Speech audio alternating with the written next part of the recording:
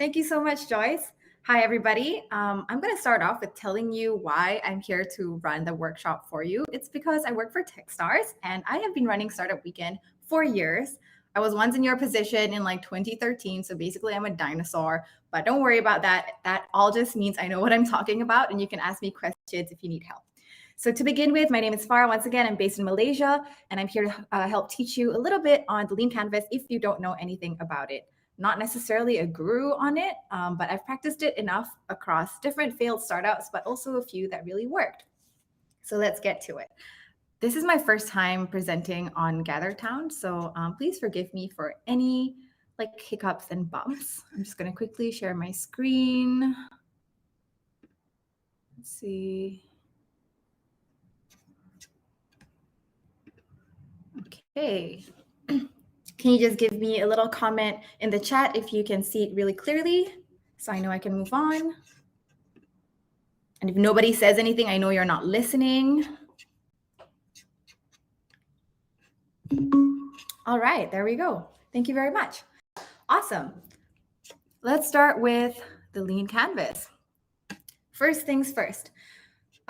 If you're not familiar with the Lean methodology, it is something that a lot of startups like to subscribe to because it really helps to eliminate a lot of waste in terms of time, process, inventory, and so much more, right? With the Lean methodology, we really focus on one thing, and that's value. And you really understand that you get value from customer interviews. What I have learned, like I failed probably a couple of startups, but I do run 2 other side gigs right now on top of my work at Techstars, is when I talk to my customers, I really understand what their needs are and their problems are because I get to interact with them one-on-one. And this is validation. But with Lean takes a step back and it includes validation as part of the process where you reiterate and you reduce a lot of risk by making sure that you only invest in small steps and then checking in if you're on the right track, right? So instead of investing a lot of money, time, resources, experimenting really massively, you get to minimize that risk and then making sure that, oh, okay, we're not really on the right track. Let's pivot and reshuffle to make sure that you don't waste any more time with your team. So that's basically what the Lean methodology is. It's based on the Lean Startup book. Basically, this is the startup Bible for everybody who's keen to begin anything from scratch. You should definitely check it out if you haven't. And we really rely on what's called the Lean methodology Flywheel. And this is basically a build, measure, and learn cycle. So you always start with ideas. That's where great things begin, right? Fantastic ideas. What you have to do immediately after that is start trying to build whatever you can, as minimal as you can, to come up with an MVP, which is a minimal viable product. And this is basically your prototype or a beta product. It doesn't matter whether it's a product or a service, as long as you can come up with something slightly tangible that has all the basic features, you can start testing that out. And you test that out by delivering like experiments with impact metrics or key metrics that you have identified with your team, and you measure your experiments based on those metrics. Once you've done those experiments and you've been able to reap the data, you're able to learn and understand through data analysis what works and what doesn't work, right? And then you go back to the drawing board, have a little chat with your team once again, reiterate that idea, and go through that process. So the Lean methodology and the build, measure, learn cycle really encourages you to do it as many times as you can within a short period of time so that you understand where your actual MVP or your beta can be when you're starting to launch it out to test out with your actual customer segments. And typically people do at least 15 rounds at the very least of this cycle. So if you have about 30 minutes, I reckon you could do like 2-3 trial rounds after this before you really are able to get the hang of it and implement it. So let's talk about the canvas. You understand the Lean methodology and the build cycle. What is the Lean Canvas all about? So the Lean Canvas is something that was put together by Ash Maurya. He took it from the business model canvas that was built by Alex Osterwalder. And the Lean Canvas really takes away all the unnecessary nitty-gritty stuff that bigger companies already have. And that's how they need to measure and realign internally, which startups can't really figure out yet. So with Lean Canvas, you're really focusing on the product inception. you're like understanding what the uncertainties are that are associated with that, and you're trying to make sure that you really know what your product market fit is before you want to dive deep into your operational tasks. That's the main difference between the lean model canvas and the business model canvas. If you're familiar with one of them, you'll see that they look almost exactly identical, but for different categories within certain tabs. Also, if I'm going too fast and you have any questions, feel free to like pop it in the comment. This is going to be super casual, right? Ideally, I always do this in person and making sure everybody talks, but that's fine. Awesome. Up next, this is the actual canvas that I was telling you about. So the lean canvas is a one-page document. You can see that there are 2 H's and there are a few columns. In total, there should be 9 boxes or 9 columns. And this really helps you with your internal team. So this should be an internal document, right? As founders, to focus on your products and really resolve your customer problems instead of, very specific features of your company, product, or service. We're going to get into the process and like the recommended order, which you don't necessarily have to follow, but if you do follow, I think it would really help, especially if you've never done this before. So really quickly, nothing's going to remove from the screen, like just added numbers. So this is the recommended kind of order that you follow. And I'm going to run through each of these columns right now with you. I'm not like trying to not look at you. It's just that my bigger monitor is here. Just FYI. But yeah, so let's start with the first one, and that's all the way on the left, and that is the problem segment. So each customer segment that you are thinking to work with for your company or your business will always have like a set of problems that they need solving, right? In this box, the specific top 3 problems box, where we would highly recommend for you to identify 3 top problems that you think are a priority for your customer segment for you to solve, right? So even if you don't have a product or service to offer yet, and you are able to, totally identify, okay, there's a pain point here. I know my target segment has this pain point. I roughly have an idea of what that product or service could be. It's okay, because this is the first box. It's important that you really understand what that problem is. And then later on in your validation workshop, you'll understand how to better identify what this is, to narrow this down. But this is your first box, and identifying the problem is the first step. Think of existing alternatives as well, but make sure you tier it based on the order of importance. So 1, 2, 3, top 3 main problems. The second box is all the way on the right-hand side, right? And that is the customer segment box. This is also one of the most important boxes that exist on the canvas. And that's because if you don't know your segment, you don't know anyone you're serving, right? Your target customers are people who you can be viewed as like very intrinsically connected, because without a customer segment in mind, you can't think of their problems and vice versa. So if you've ever heard of the term persona, typically when people conduct like human design experiences, they think of a persona that they want to whip up. And this persona is your ideal candidate. For example, if you're trying to sell diapers that are rash-free and are super organic, made with natural ingredients, your automatic customer segment, it's not babies, right? Because babies use the diapers, but your customer segment would be probably new mothers who really want the best for their kids, upper middle income, earn enough money, or they've got a partner that earns enough money for them, very conscious, well educated, certain education level. And this is kind of like the tiering that you can think of when you're trying to coming up with your persona.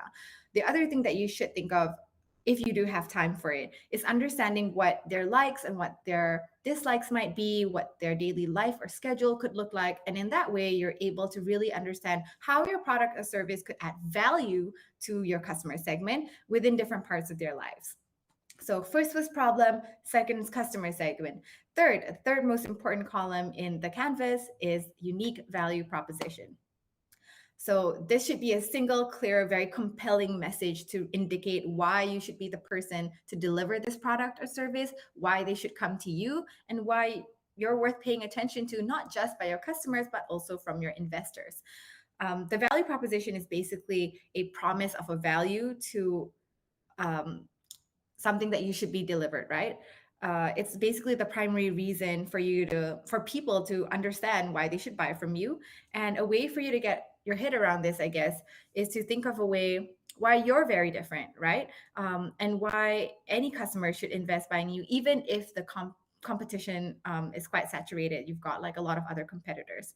So you can do a little bit of research on, really good UVP examples and how to create a really good one that sounds really nice. That includes a little bit of copywriting hooks, but it's definitely something to reiterate a lot. This is probably the column that you will keep changing the most throughout the weekend. And that's a good thing, because the more you really identify and resonate your UVP, the better your product will be. Because if you think about it, if you look at the problem section and the UVP section, you understand your problem, your unique value proposition should directly address everything in your problem segment. It's not really your solution. Your solution answers it, but your UVP addresses every single problem that exists. Now that I've mentioned solution, let's get into that box. Box number 4. Finding a solution to the problem is really the golden egg here. You're not going to get this right off the first bat. It's going to take a few tries, but that's okay, because that's what Lean is all about, right?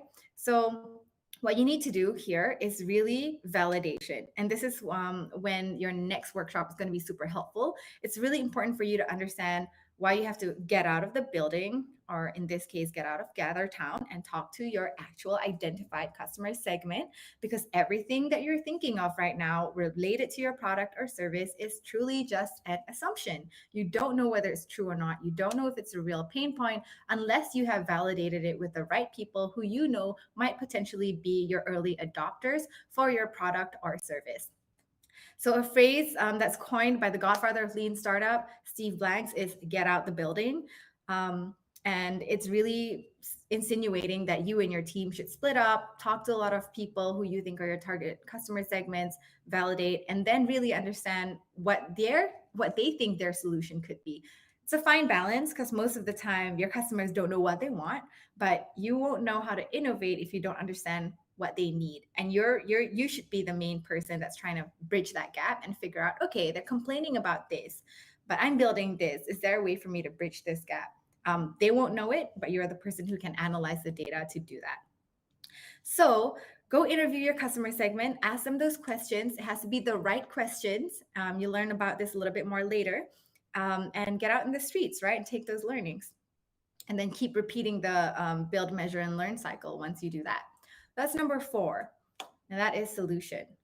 Number 5 is your unfair advantage. I feel like this speaks for itself, like quite easily. So this is actually the most difficult block to answer, quite honestly, especially when you've got such a diverse team, especially if your team's quite big and you haven't really identified all the other blocks a bit more solidly, right? But think of this as like a way that can help if you're seeking partners or investors. That's an easier way to think about it. So a good definition that I found for an unfair advantage is the only real competitive advantage is that which cannot be copied and cannot be bought. So that's going to be very unique for different people. For example, one of my best friends, she's the CEO of Droppy, a drop shipping B2B e-commerce company that's based in Malaysia.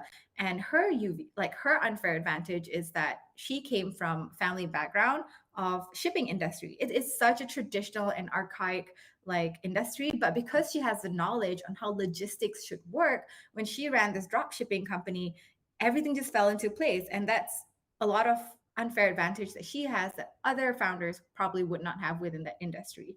It may not be industry specific. Your skill sets could be something that you consider as unfair advantage.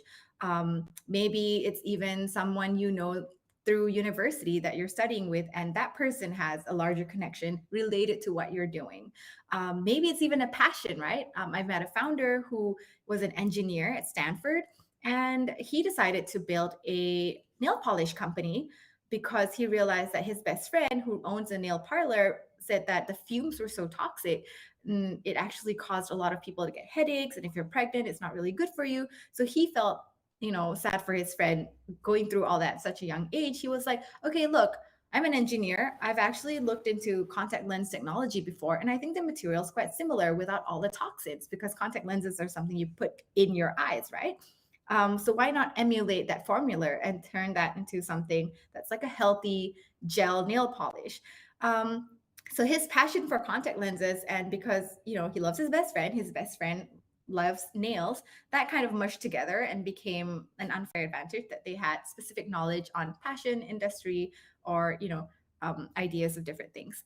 And that's definitely something you have to discuss with your team to really pin down and figure out. It can be getting insider information or expert like endorsements, or even getting a dream team. Maybe your best friend is like, I don't know, a TikTok superstar. That's definitely an unfair advantage as well. So instead of thinking about adding something that's like commitment and passion, that's my unfair advantage, I'm so committed to doing this, you can say my unfair advantage is that I've got these key people in my life that can help me out, or I have the specific knowledge that nobody else has.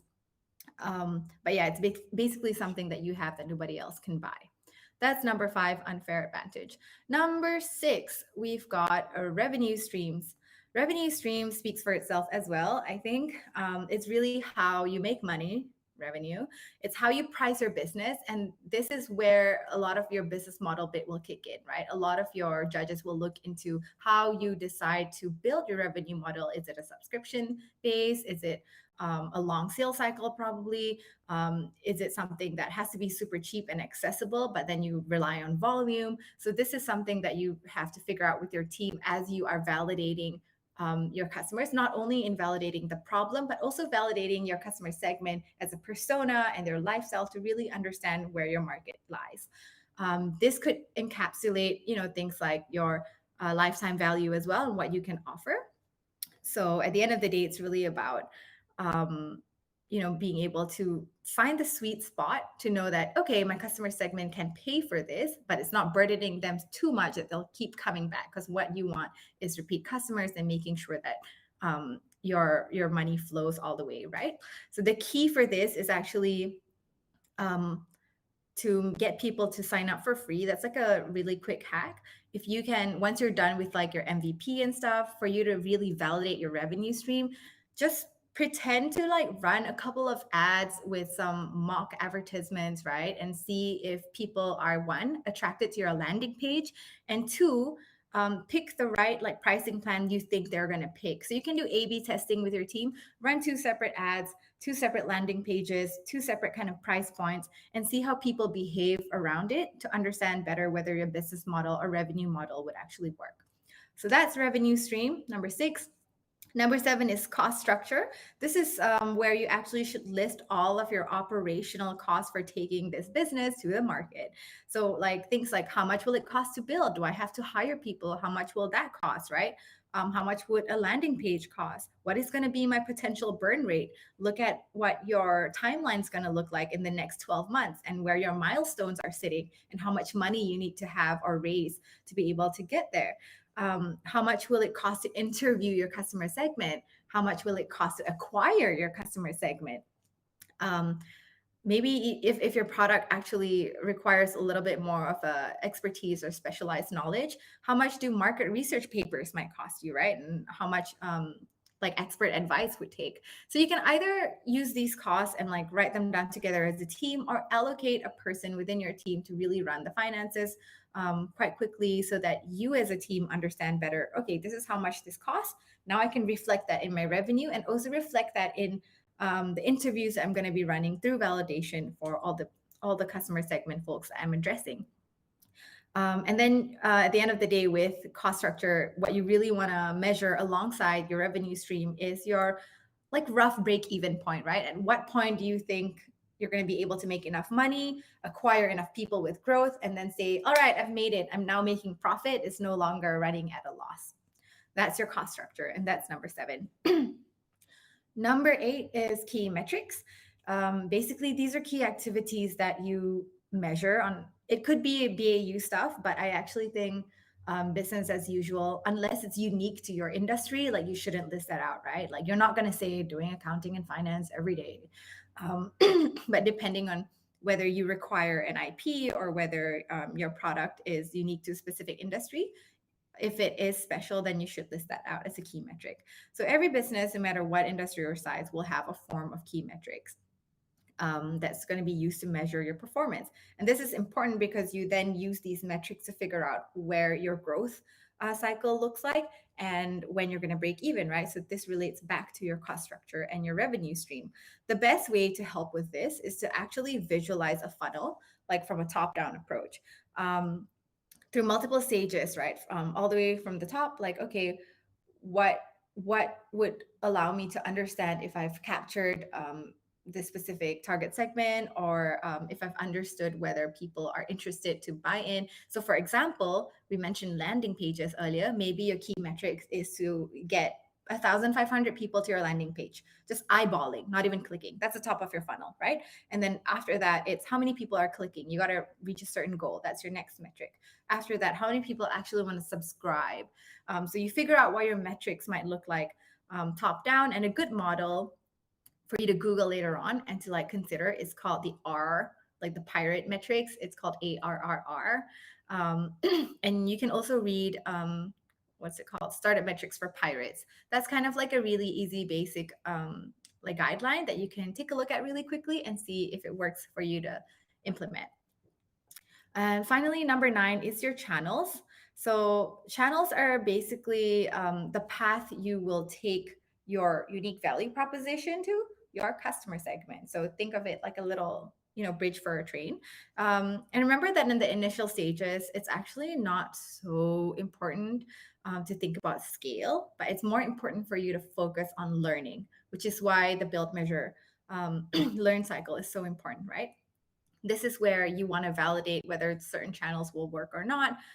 Your metrics should not totally be growth based at the moment. It should really be solidifying the foundations of what your operational like systems could look like. So with that in mind, try to think of which channels will give you enough access to your customer segment, and at the same time will give you enough learning. Think of platforms that will be able to provide you with analytics as well as access to specific target segment, regardless of what those platforms are. So channels could be like emails. A lot of people like to do email newsletters and email marketing. That's number one. It could be like social media platforms, obviously, a lot of marketing and data analytics there. It could be CPC ads. It could be blog articles. If you require an experience to be part of your service or product, then it could also be like, for example, trade shows, or having a TV feature or radio feature, right? Or even webinars like this one. And you don't have to list down all of them. Just pick maybe one or two that you think you can start off with, especially for the weekend. And that you think that most of your early adopters are going to be on, that's accessible to you, but again, for you to be able to reap metrics from. So that's basically what all the 9 building blocks look like and what they mean. It looks like nobody has any questions as of yet, so I'm going to move on to the next slide. And for ease of access, you can actually just Google Lean Model Canvas, and there are so many templates out there. There's so many examples.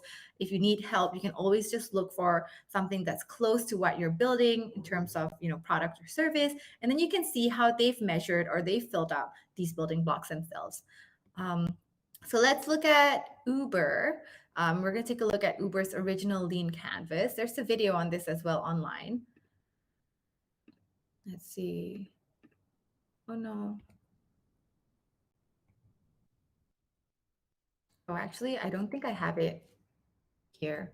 I'm sorry, you guys. But you can definitely Google it. And I think I've explained enough on what these look like, but you can also chat with your mentors to ask them if you're not clear on anything. But I do feel with the Lean Model Canvas, it's pretty straightforward, easy to do. It's really something that requires more reiteration. If you do have any questions, though, on specifically something that's related to your team or how to fill up any of the Lean Canvas, feel free to pop it in the comment and I'm happy to just answer you. I know Uber is the example that's listed here, but I actually think there's another video on the business model canvas, which I'm going to touch on really quickly later on, that you should watch. So there's a company called Owlet, OWLET, and they entered a business model canvas competition, which was recorded and uploaded on YouTube, and they won that competition. And why I recommend you to watch it is for you to understand and see how they went through that iterative process in finding tune their business model canvas. So I'm going to touch on BMC a little bit later, but I do recommend that you focus on your Lean Canvas because it helps you figure out your product market fit, which is what you want to do over this weekend. And your business model canvas is really something you can do later on when you've got more time after you've completed the weekend.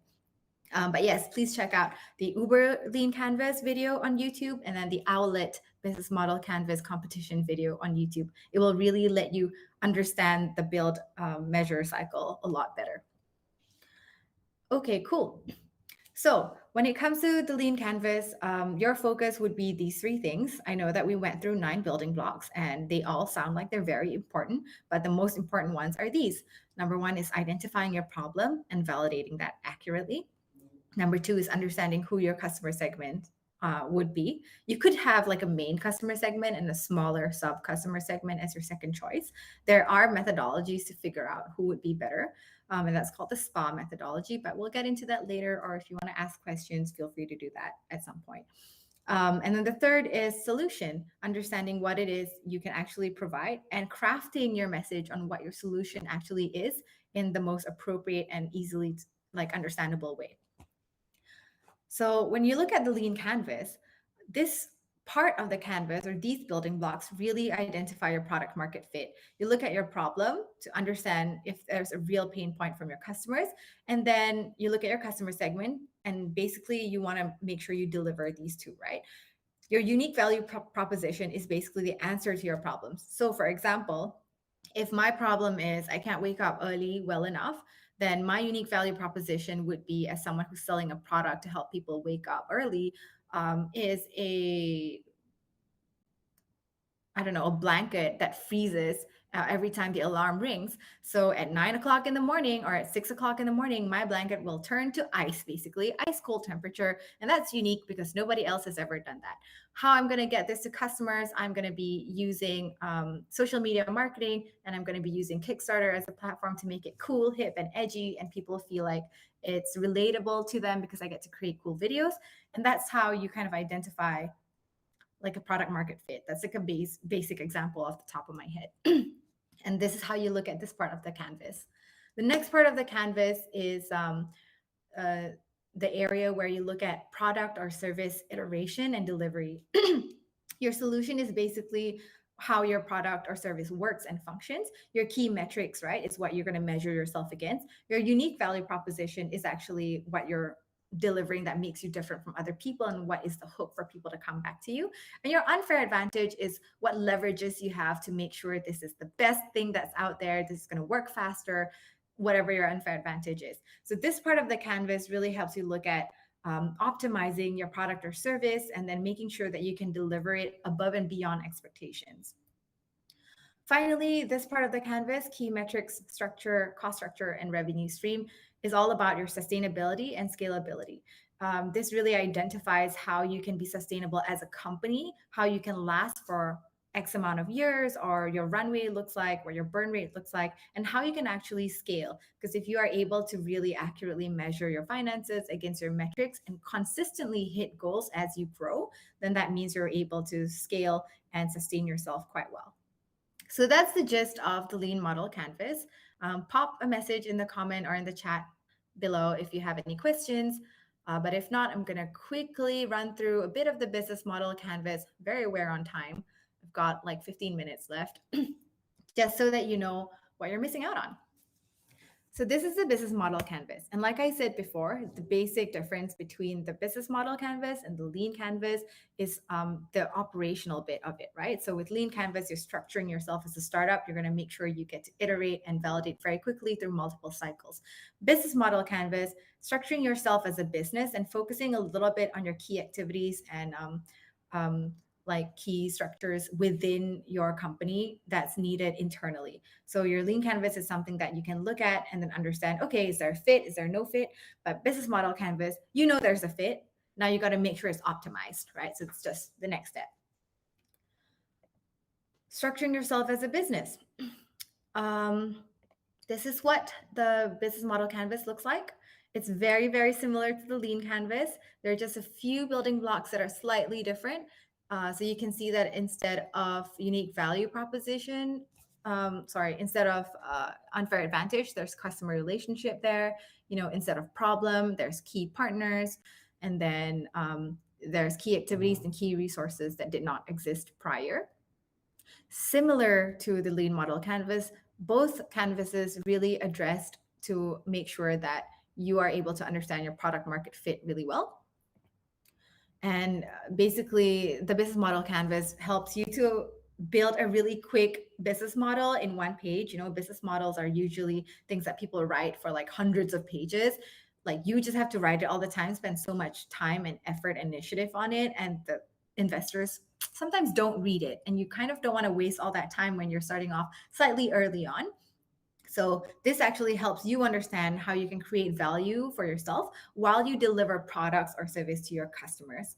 And it's a really great starting point for a lot of good discussions, meetings, or like workshops on different business model and business model innovations that you can have across different companies or industries, and even amongst yourselves.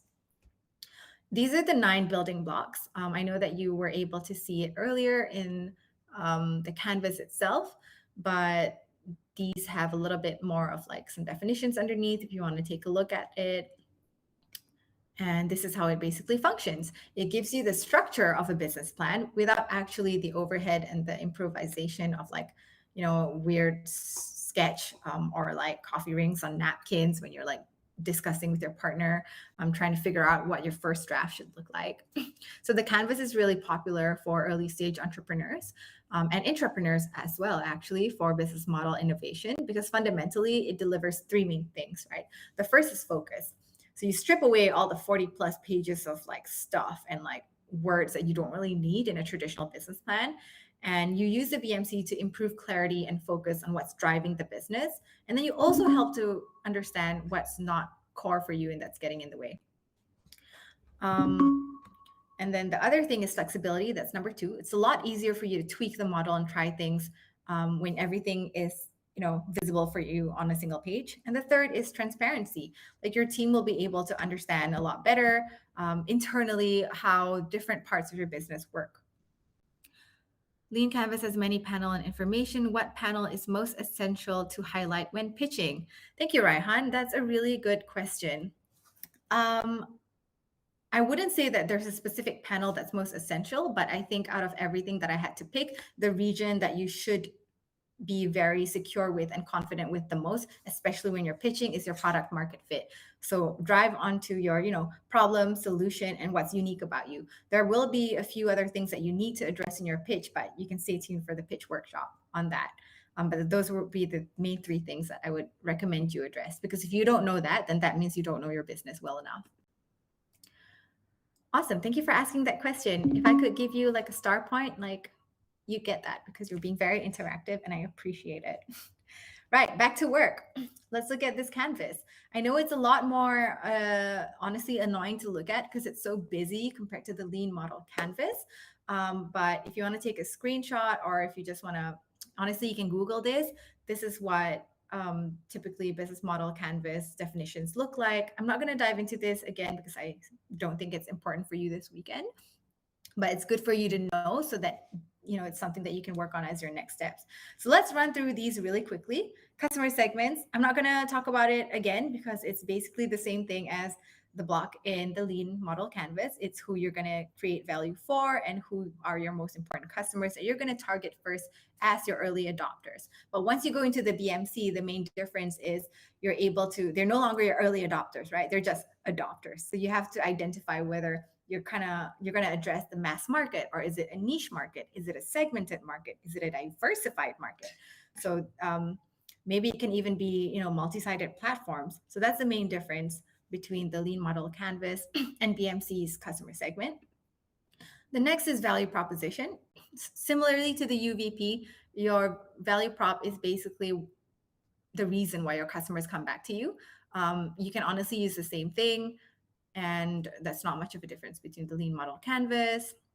Channels also mean the same thing. They serve several functions, right? It's basically your interface with your customers. They are basically your customer experience touch point. It could be a way for you to raise awareness. If your product or service requires a lot of education, a lot of behavioral change, then your channels could be a way you raise awareness amongst your customers so that they are able to understand your product better. It can be a channel for you to like understand how you can help customers to evaluate your company's value proposition more in case that, the market that you're entering has so many competitors. This can be where you allow customers to purchase specific products and service. For example, like Shopify or like, I don't know, Lazada or something that you want to use. The channel could also be a way for you to deliver your value proposition directly to your customers. And it could also be a place where you provide post-purchase customer support. So it really depends on how you're building or structuring your business. An example of a difference is having, a brick and mortar store for people who are selling coffee, pop-up experience, or even just, oh, thank you, Joyce. Or even like if you are AirAsia, for example, you don't have any brick and mortar places, but everything's online and you're able to just conduct all of your customer experience relations on one website. That's basically your channels. Same thing. Customer relationship, this is basically driven by customer acquisition or your retention and just making sure you're able to boost sales. This is where you decide how you want to build that relationship and sales cycle with your customer. So like I said earlier, this could be like a subscription basis, for example. That's your relationship that you have with them. It could be fully online. It could be a way where you make sure you have pop-up experiences once a week or once a month. This could be maybe a loyalty program, right? So these are examples of what customer relationships could look like. And now I'm sure you can see that things are getting a little bit more nitty-gritty into the operational bit of the business with the BMC compared to the lean model canvas. The next is revenue stream. This is exactly the same as the lean model canvas. The only difference is things that you will notice as you grow slightly bigger as a company. And that includes like understanding your fixed list prices, how you're going to bargain things, whether you need a brick and mortar place, whether you need to, sell some assets or do any advertising, licensing. So I don't think you should worry about this too much just yet. Next is key activities. This is a little bit more unique. This describes the most important thing a company has to do, right? So an example would be as a key activity, if you're a software company, then it's, building the specific software and making sure that you're checking it every single day. It's your business as usual stuff, but specific to what your delivery is. So for your, like if you're a manufacturer of a product, then for example, Dell, then your key activity would be making sure that supply chain management is sorted out. If you're providing a consultancy service like McKinsey, then your key activity would be problem solving and brainstorming accurately like every single day. Key resources is definitely a building block that describes a really important asset for you to understand how your business model will work. And this would be very different case to case. But again, something that you really need to think about later on once you've built your basic building blocks. I'm just going to give you an example, right? So a microchip manufacturer, for example, requires capital-intensive production facilities, whereas a microchip designer, for example, just requires more human resources, right? So it's like machinery versus talent, where you can just design. So your key resources can be either physical, financial, intellectual, or human, and it can be owned or leased by the company or a specific person from the key partners. So these resources are things that are strategic in terms of assets that you need in place, and you need it more to make sure the company functions or grows. So this is something you'll identify later on as you understand better what your operational day-to-day looks like.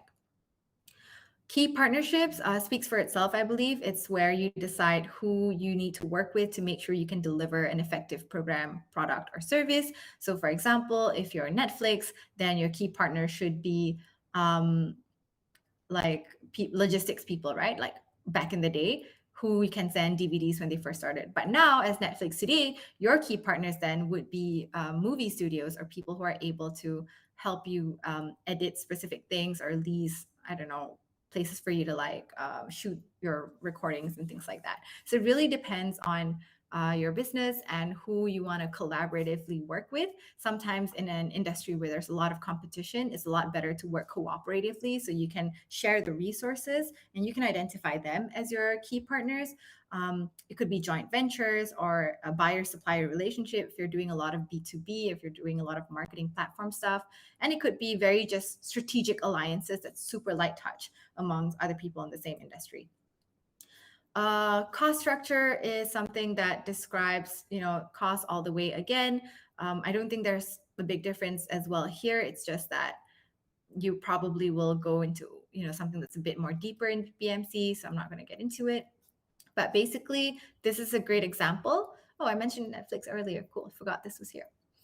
This is Netflix's business model canvas when they first started off like years ago. Okay, so we're going to start with customer segment because with the BMC, that's where we always start first. So Netflix identified their customer segment as USA households, film buffs, families, and mainstream moviegoers. Because back in the day, you only have Blockbuster.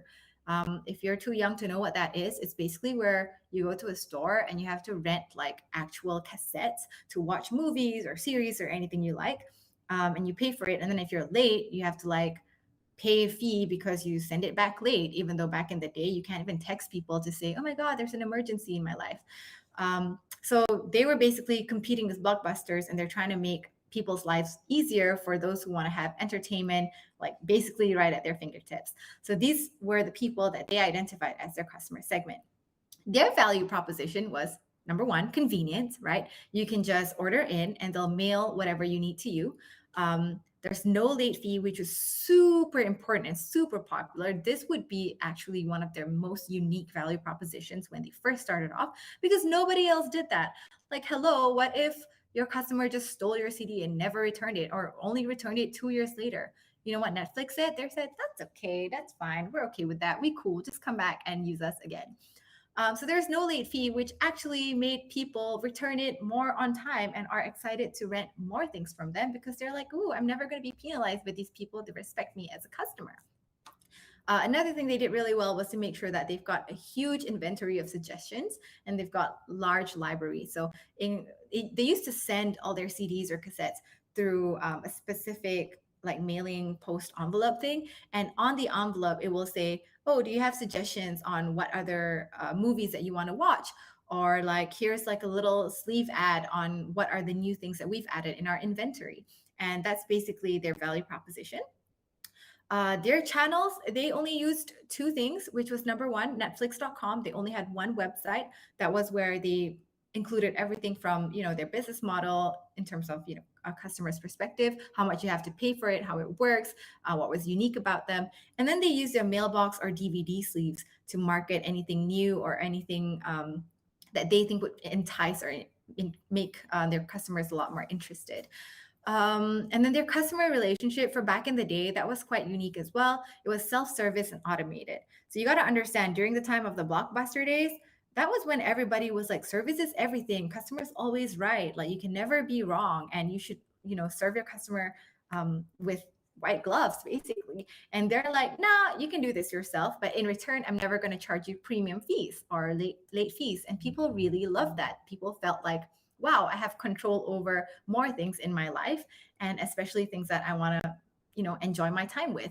And at the end of the day, you got to remember, when you're selling anything, your user experience is super important, and people remember how you make them feel rather than what you've ever said to them, right? So Netflix is really smart in making people feel like they're empowered with their own decisions and that they're listened to. This leads on to their key partners to the left side of the canvas. So they actually had a huge relationship with film or TV studios to get the rights, and with postal service to make sure everything's delivered on time, to make sure that their customers had a really good experience with them. Their key activities included DVD operations, purchasing and negotiations, and building their algorithm. This algorithm bit was super important because this is what made people feel heard. Over time, people then noticed that, oh, they just knew what I want. Like, I feel like I'm so listened to. I feel like I'm special. But that was actually just the tech behind Netflix. And that really changed their consumers' behavior in making sure they came back. Netflix's key resources, I know it's missing from here, but I would say their resources would include making sure they had software engineers that were top tier and were able to build the AI that they needed for their algorithm, and making sure that they had the right lawyers and legal team to help them with procurement, to help them with a lot of the negotiations. Those are examples of resources. And they also needed a really good partner as a warehouse, or their own brick and mortar warehouse to store their large inventory at the time, which later on shifted to becoming a cloud platform, right? To host everything. Yeah, so those are the most basic building blocks there. When it comes to cost structure and revenue streams, Netflix's cost structure included paying facilities and staff and their inventory and their purchasing of like all the CDs to fit into their inventory. So that's kind of like straightforward.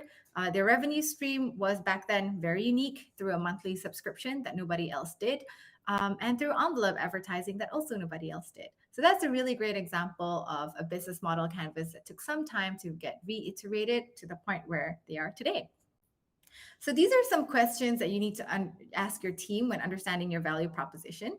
The first is the engineering question. Can you create breakthrough technology instead of something that just improves over time, so that people are like, wow, like that's really cool. It's so different. I want to try it. Number one.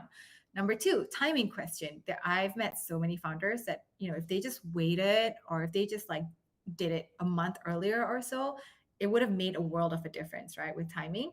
Understanding whether it's the right time to start your particular business. And this has a lot to do with behavioral analytics and understanding whether your market's ready for it or whether you have to do a lot more education so that people understand the problem you're solving.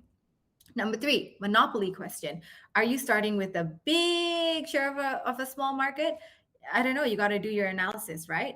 See, maybe you're based in Singapore, but it doesn't mean that you can't start launching in Indonesia, for example, if that resonates with you better. So see where there are more players, where there are not.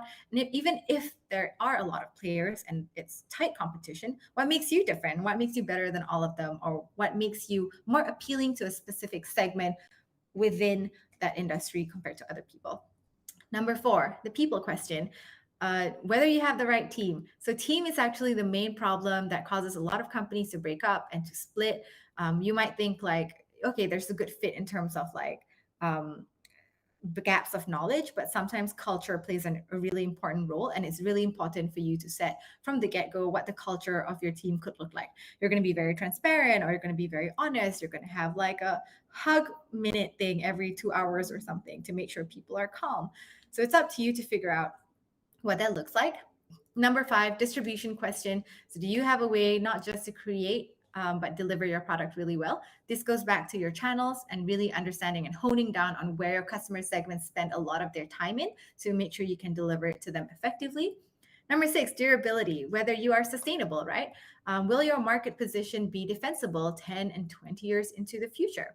This could either mean you need to constantly pivot and innovate as you go, or this could mean that you're addressing a market that is so essential that people will always just rely on you. It's up to you to decide how that looks like.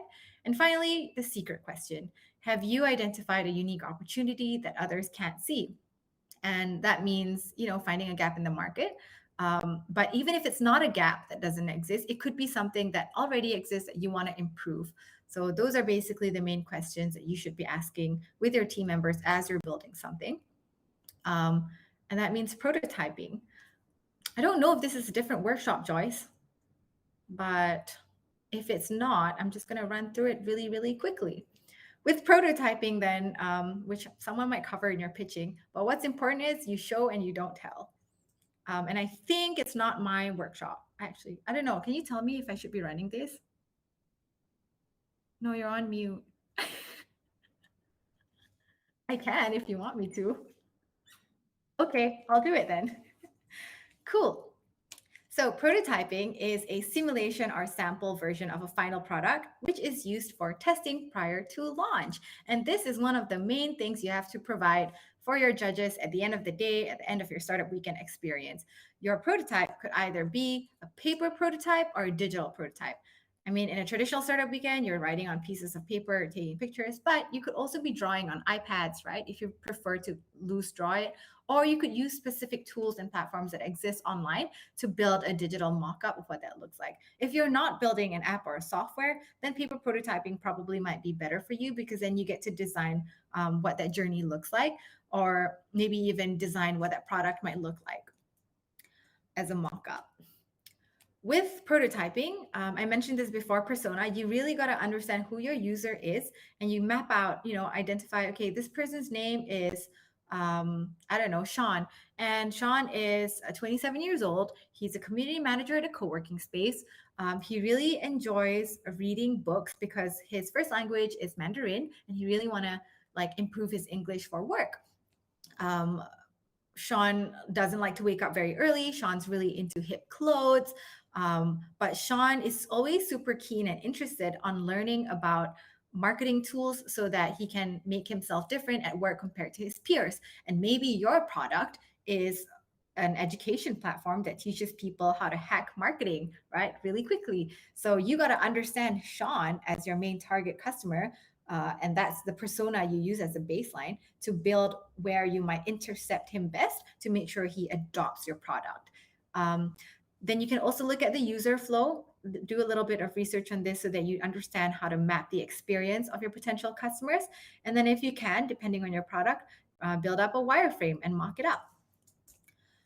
So these are some examples of tools that you can use to help you build your prototype and help you validate your product. You don't really have to make sure it operates right now, but that's just a segment that we include so that, post the weekend, you can use it.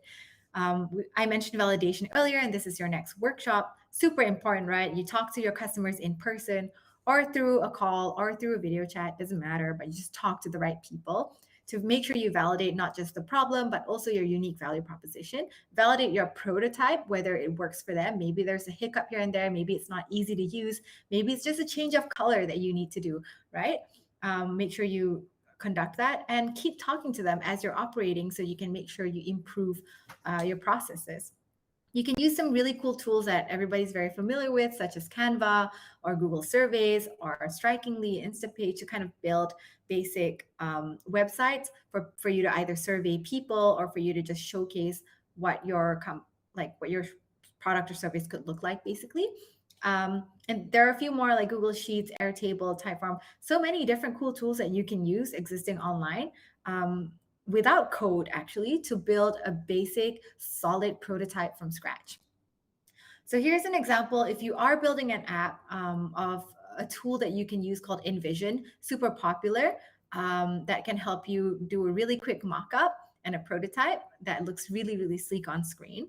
But also there are so many more tools right now. There's like even tools that can help you create product mock-ups as well. So for example, if you're creating a lot of products for, I don't know why I keep thinking of babies and kids, but I guess toys. Let's talk about toys, right? And they're like small toys that requires different packaging. There's so many tools out there that can help you just superimpose your logo on different packaging and what that looks like.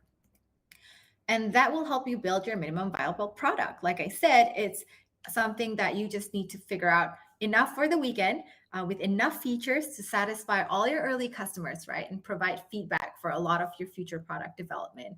The most important job of an MVP is actually to get something in the hands of your customers in order for you to learn from it. So if you can create a prototype before the weekend ends and actually validate it, go back to the people you spoke to in the beginning and ask them, look, I heard you in the beginning. You said this was missing or you had a bad experience here or there, and I've built this. Can you just walk through it and tell me how you feel?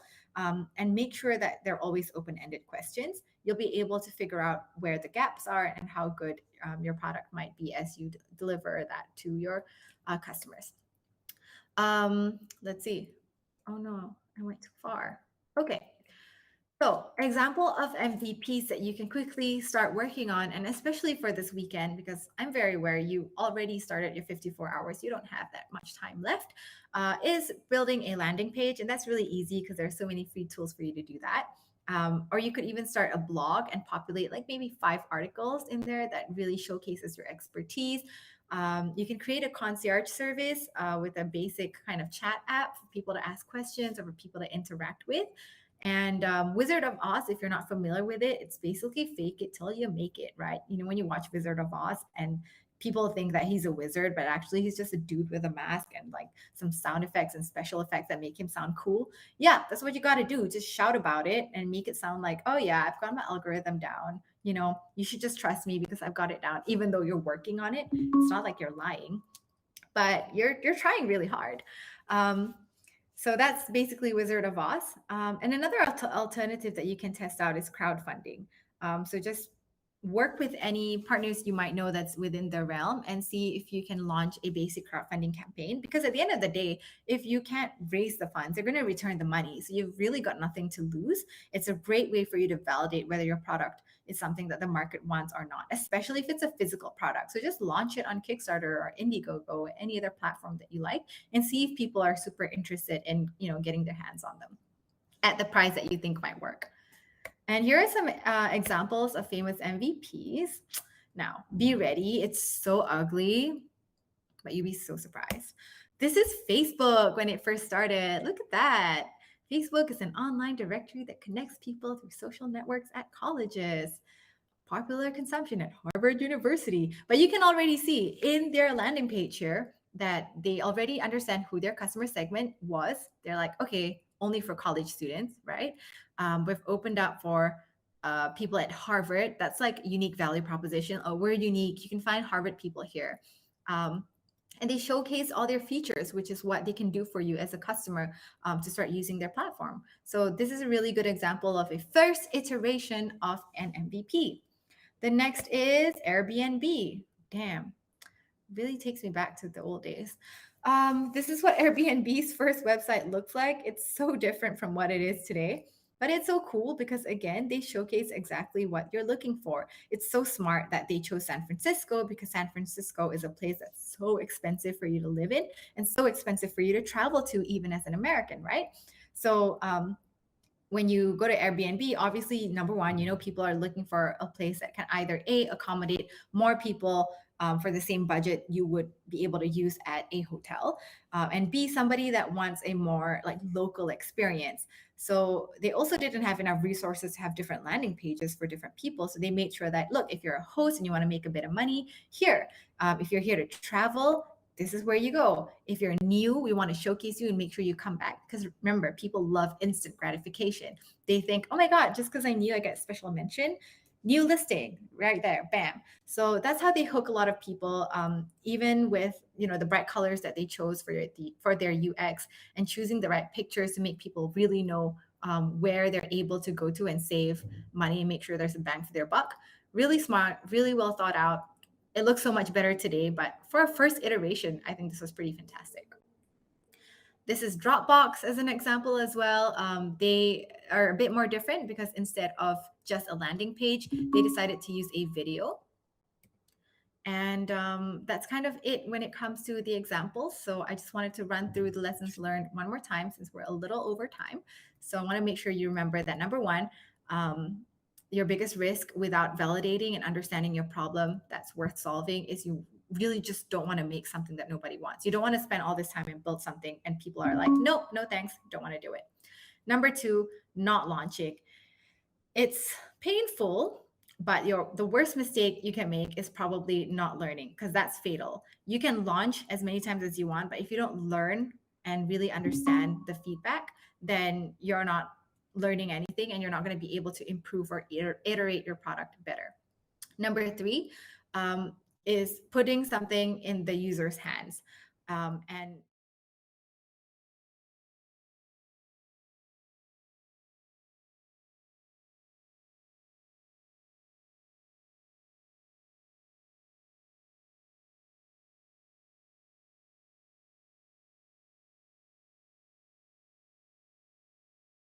authentic way. I think there are times when a lot of businesses try to pretend that they care about their customers, and they try to do that through different marketing agendas, and the way they copyright things are so different from how their customers actually speak. If you can, make sure that you have somebody in your team that can help localize the way you communicate and localize all your offerings so your target segment could really understand. So an example, since we mentioned toys and baby stuff a lot earlier, if you don't have anybody on your team that's a mom, talk to a friend's friend maybe who's a mom, or your mom's friend who's a mom recently or something, and they will tell you what their main pain points are so that you're able to talk to them in a way with language and lingo that resonates with them.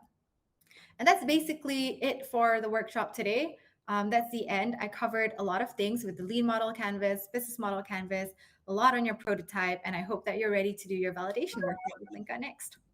Thank you, Farah. Thank you. Thank you so much for sharing so much with us this morning. And I hope all of you, for those of you that have just joined the board and are trying to join the map and are trying to figure out where the workshop is, we are at stage A. So for those of you whose teammates actually just work out, remember to ping them and get them to come by to stage A. Thank you so much, Farah, for all the sharings about the lean canvas and prototyping. I think she shared a lot about how you can, have easy starts.